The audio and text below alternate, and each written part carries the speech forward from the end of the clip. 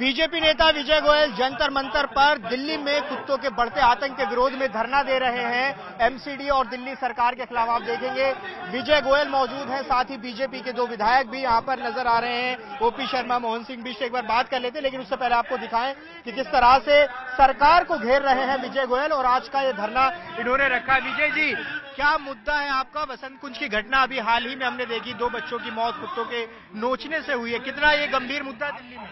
लगातार आवारा कुत्तों का आतंक दिल्ली और एनसीआर में बढ़ता जा रहा है। हो सकता है ये पूरे देश की भी समस्या हो, पर अभी पिछले दिनों बसंत कुंज की घटना हुई थी, उससे पहले नोएडा के अंदर एक घटना हुई थी और लगातार कुत्तों के हमले हो रहे हैं। आम आदमी पार्टी और दिल्ली की सरकार, नगर निगम सब ये सो रहे हैं।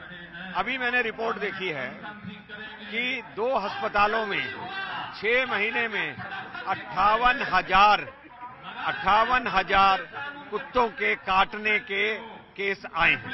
58,000 आए हैं। तो आप समझ सकते हैं कि जब 6 महीने में 2 अस्पताल में 58,000 हैं तो कितने लाख लोग कुत्ते से काटे जा रहे हों। सरकार सोने के अंदर लगी हुई है।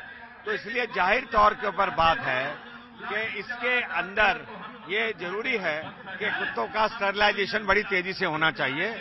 जो इसके जिम्मेदार हैं अधिकारी, उन पे कार्रवाई होनी चाहिए। और ये जो एनजीओ को शामिल करके ये दिखाया जाता है कि ये स्टरलाइज कर रहे हैं, वाकई में वो भी एक बहुत बड़ा भ्रष्टाचार है। सर, आज भी मीटिंग है एनजीओ के साथ और 1 हफ्ते में कमेटी बनाने की बात कही गई है। 1 हफ्ते में एक्शन क्या लिया गया, ये कहा गया मेयर की तरफ से। 2019 में एक कमेटी बनी थी दिल्ली सरकार की, उसने अपनी एक रिपोर्ट दी थी। आज तक तो कोई एक्शन हुआ नहीं और लगातार लोग कुत्तों से सताए जा रहे हैं। ये सिर्फ मीटिंग पे मीटिंग कर रहे हैं। वो भी तब जागे हैं जब बसंत कुंज का इंसिडेंट सामने आ गया है, जिसमें 2 छोटे छोटे बच्चों को कुत्तों ने नोच डाला जी। ये आज भर का धरना, 1 दिवसीय धरना है। ये आंदोलन लगातार चलेगा जी। और गली गली के अंदर हम जाएंगे। आरडब्ल्यूएस यहाँ पर आई हुई हैं। आरडब्ल्यूएस को खड़ा करेंगे और सरकार को इस बात के लिए मजबूर करेंगे कि वो कुत्तों के आतंक से दिल्ली की जनता को बचाए। ठीक है, देखिए मोहन सिंह बिष्ट भी उनसे भी बात कर लेते। सर, एमसीडी में तो आपकी भी सरकार रही है 15 साल, अभी आम आदमी पार्टी की सरकार वहां आई है। आपसे भी सवाल उठता है कि आपने अपने कार्यकाल में क्या किया? ना, निश्चित रूप से हमारे कार्यकाल के अंदर कभी इस प्रकार की दर्दनाक घटना नहीं आई, नजर आई होगी। जैसे ही ये सरकार आ जाती है, सरकार आने के बाद आज जिस प्रकार की घटना है, एक दुखदायी घटना है। यही नहीं, जिस सरकार ने आज 8 या 9 साल दिल्ली की सरकार को हो गया और दिल्ली की सरकार लोगों के आंखों में धूल झोंकने के लिए कमेटी का तो चयन करती है, कमेटी तो बनाती है, लेकिन कमेटी कोई काम नहीं करती है। ये सबसे बड़ा दुख का विषय है। क्या उपाय है सर आपकी नजर में, क्या किया जाना चाहिए? नहीं, निश्चित रूप से सरकार को इन आवारा कुत्तों को रोकने के लिए कुछ न कुछ इस प्रकार का है, जैसे कि बच्चों को न काटे, किसी की जानमाल का नुकसान न हो। हम तो बचपन में सिर्फ एक बात सुनते थे कि स्वानों को मिलते हैं वस्त्र और भूषण, बच्चे भूखे सो जाते हैं, माँ की हड्डियों से चिपक चिपक के रो जाते हैं।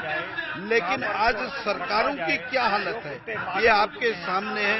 जिस प्रकार की दर्दनाक घटनाएं होनी, सरकार यदि संवेदनशील है, कुछ न कुछ सरकार को करना चाहिए। नीचे भी उनकी सरकार, ऊपर भी उनकी सरकार, तुरंत कार्रवाई होनी चाहिए। कुछ न कुछ करना चाहिए। नसबंदी एक उसका उपाय बताया जाता है, लेकिन आप देखेंगे कि यहाँ पर बीजेपी के पदाधिकारी भी हैं, कुछ आरडब्ल्यूएस के लोग भी यहाँ पर आए हुए और लगातार ये धरना चल रहा है। विजय गोयल कह रहे हैं कि वो इसको आंदोलन बनाएंगे। दरअसल बसंत कुंज में 2 मासूम बच्चों को कुत्तों ने नोच लिया था और उन 2 बच्चों की इस मामले में मौत हो गई थी। उसी के खिलाफ धरना जो है विजय गोयल दे रहे हैं। तो वहीं एमसीडी की तरफ से भी ये खबर आई कि आज मेयर मीटिंग कर रही हैं, जो संबंधित एनजीओ हैं, अधिकारी हैं, उनके साथ ही कल ये भी आदेश दिए गए थे कि इस मामले में इन घटनाओं को रोकने के लिए 1 हफ्ते में क्या एक्शन लिया जाएगा, इसकी रिपोर्ट सौंपने की बात मेयर की तरफ से कही गई है। लेकिन अब इस पर राजनीति भी शुरू हो गई है। बीजेपी का शुरू हो चुका है।